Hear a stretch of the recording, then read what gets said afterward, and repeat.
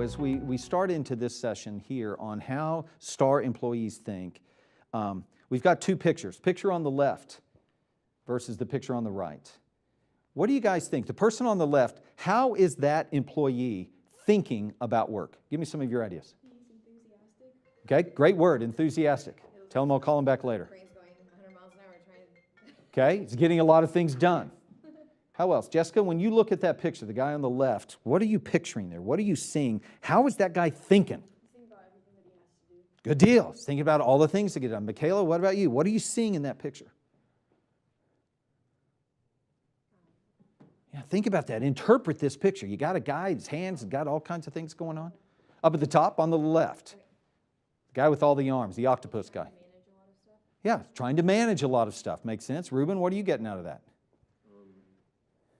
He always has something he can do, like when he finishes one thing. Love it. He's got several things that he can do. Not only that he has not only things to do, but they're things he can do.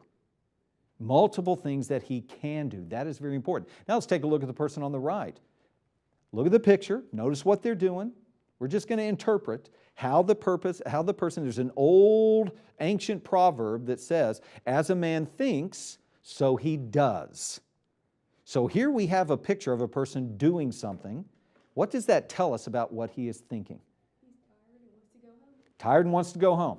He thinks there's nothing to do. Nothing to do.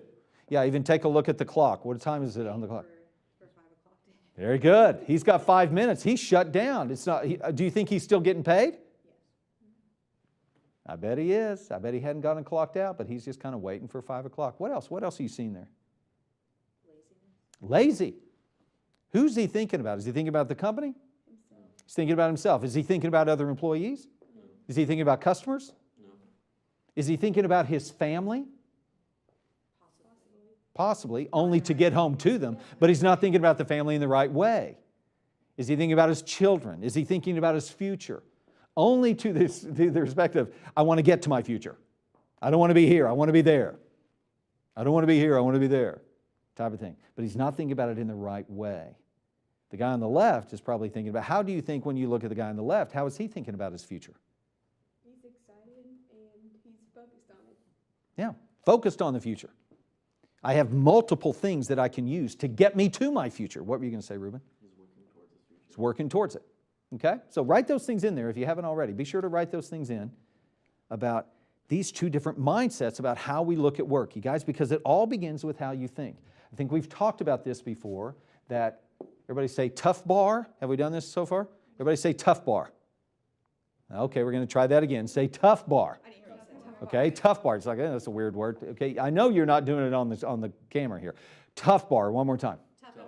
Tough bar, okay? T-F-B-A-R. Tough bar. Thoughts lead to feelings. Feelings lead to beliefs. Beliefs lead to actions, and actions turn into results. As we have written here, it all begins with the way you think. Your thoughts will grow into your beliefs. Your beliefs will drive your decisions and your actions. Well, I don't want this result in my life anymore. I want X, Y, and Z. I want things to be better. Okay, well, rather than just focusing on actions, to get long-term change in actions, I have to get long-term change in thinking, the way that I'm looking about it. So if I'm the person on the right, looking at the clock, I'm tired, I can't wait till closing time, I've got plans tonight, if you know what I mean, you know.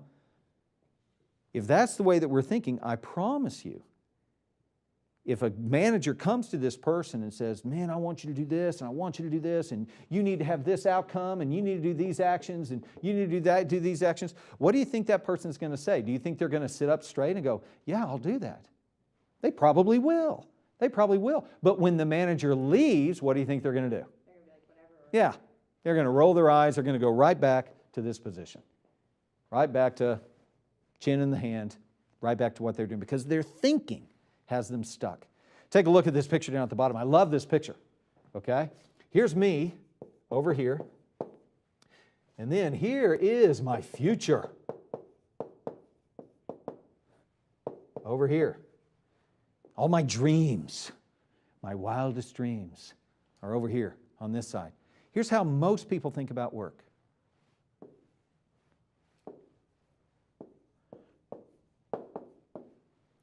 Work is a big thing that's in the way between me and my future. I have to do work to get to my future. I've got to go through that gateway. And we think of this as this big thing. It's a negative concept that we have about work. I had it for years. 47 years I had this thinking about work. It was this big thing. How many people that do you know of, because I know it's not you guys, but how many people can you think of that if you were to ask them, do you think work is a real positive thing or a real negative thing? How many of you think that they would come across with, it's negative, it's kind of a necessary evil? You think most people would say that? It's a necessary evil, something I have to do. 78% of people are disengaged at work because they're looking at it like this. Do what you enjoy, though. Oh, yeah. But when I'm 18, 19 years old, do I know what I enjoy yet? Not yet. Or what I do enjoy doesn't make a whole lot of money, you know? So here's what people tend to do, Reuben. Not you, but other humans have actually done this in history.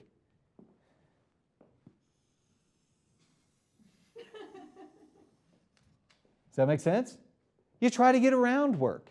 You try to do as little as possible. Okay, no, I'll get the job, but I'm just going to do that. Go here. I'm just going to do as little as possible, try to stay under the radar, get to where I want to go. There's no way you're going to be a star employee at that point. No way you're going to get promoted. But I bet that these people are saying, man, it's not fair. How come Johnny gets promoted? Well, the boss just likes him more than me. You know, you go into all those excuses. Become, fatalistic. You become a victim. You become a victim of it. It's always the world, the boss, the government. It's all against me. It's like, we don't want to go there, Jess. What's that? It's the man. It's the man. Man, I saw a thing on the news the other night about a guy talking about the man. And it was just, are you kidding me?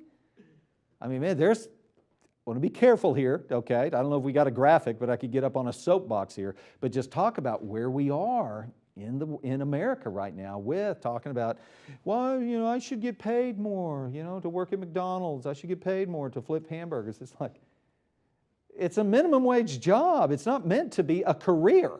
It's not meant to support your family. It's meant to be an entry-level job where you can learn all the things that we're talking about so you can move to the next level. And the next level. Well, I don't want to move to the next level. I just want to stay here all my life and get paid more. It just doesn't work like that. You guys okay with that? Okay? It just doesn't work like that. But again, a lot of people try to make it work like that. Another way to look at this is, put that there. Here's me. Here is future. And now I see work. I am an awesome artist. Boom. I see work as a vehicle. I like this. This is a whole lot better than the other way. It's a whole lot better than the other way to see work as a vehicle to get me to my future. Okay? But unfortunately, what this does, Reuben, is it still disconnects me from my future. I'm here and I still want to get there. I still got to get in this car and I got to spend time in the car. I just want to get there. I just want to move to this place and I want to be there. I don't have to spend time in the car. Anybody, are we there yet? Anybody know what I'm talking about? That whole thing, the family trip, you know, in the family roadster type of thing. It's not enough space and all that fun stuff. So I like this better than the other one, but it still has me disconnected from my future. You guys, what I'm training my daughters to do, which has been interesting, but it's kind of working, which has been fun. And what I train people across the country to do is learn how to embrace the car, embrace the vehicle, embrace where I am now. How can I get to that space where the vehicle that I'm in is actually where I'm supposed to be right now? I'm not disconnected from my future. I am connected. I am getting prepared. I am moving toward my future. And work is allowing me to do that. This is how star employees think about work. The model still has what I want disconnected from where I am today. Somehow we have to embrace the vehicle that we are in today so we can connect with the daily work that is going on to get us where we want to go. 3 statements here. You may like these, you may not like these. In fact, on a scale of 1 to 10, all right? Enjoy, and 10 being like, man, I love that phrase. It's awesome. 1 being, are you kidding me? And you almost cuss, all right? If you were a cusser, you would cuss at these phrases. That would be number 1, all right? Don't actually cuss because we're filming, all right? But number 1, you have been created to work. Scale of 1 to 10, write down. How do you, man, that's awesome. I love that phrase. Or, I don't know about that at all. Scale of 1 to 10, how would you rate yourself on that? 10 being the highest. Number 2, work is good. And notice the exclamation point. I put it there on purpose. It's not work is good, it's work is good. Scale of 1 to 10. And again, this is for you. I'm not going to ask you to give your answer, everybody, so feel free to be honest on this. And then finally, work is important for me. Important. Not a necessary evil, but it's important. It's important for me. Scale of 1 to 10. How many of you guys had 10s on each one of those? Okay, very few people do. How many people, you didn't have 10s, but everybody had 9s, right? Everybody went with 9s. I had 1 9. Okay, had 1 9. Okay? People don't usually think of these things as really positive statements when they're thinking about work because there are things, the work is between me and where I want to go. Some people point to the Bible and say, well, even the Bible, especially, we're in Oklahoma, we're in the Bible Belt, all right, of the United States. Some people point to the Bible and say, even the Bible says that work is a curse. You might want to check that thing again. I even have a verse here for those people that are thinking the Bible is the support for them and their thoughts here. The idea here is a verse. Let's see, where is it? A little bit down here. The Lord God took man and put him in the Garden of Eden to work it and take care of it. So this whole idea of work has purpose, work has meaning. But again, Reuben, if I'm not careful, I will strip work of its meaning because it's just in the way. And I get frustrated with it. And I hate going to work. Fair enough? Does that make sense? Let's see. Did you know that 3 out of 4 people in America, I'm going to jump that stat. Let's go to, the reason why I bring this up is because I think that the big reason why many people have the idea that work is bad is because they are seeing it in their parents. Parents come home, gripe and yell, complain about work. They see it in the environment around them. And they just adopt this idea that work is bad, negative. If I didn't have to work, I wouldn't. How many of you guys have ever heard that before? Okay? I'm sure you haven't ever thought it. Definitely you haven't ever said it, but you know of those people that do. If I didn't have to work, I sure wouldn't. But man, guys, leisure is purposeless. Yes, it may be really nice for a time, but over time, you will find that leisure, no purpose in life, will lead to depression. Exactly. I mean, it is tragic. And I've got a stat on the next page to show this.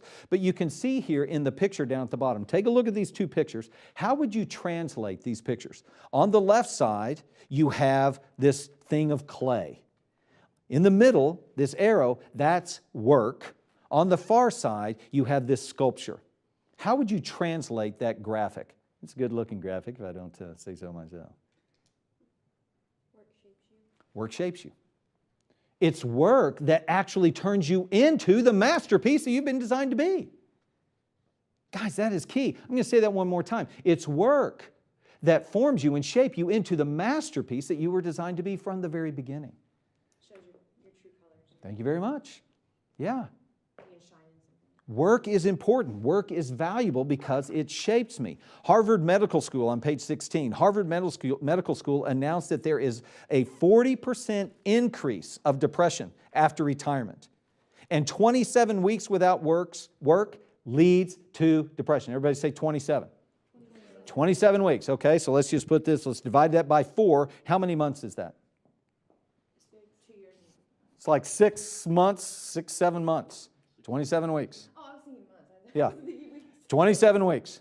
That's it? They're saying that 27 weeks? Wow. that much time, 6 to 7 months, without purposeful production in your life, depression sets in.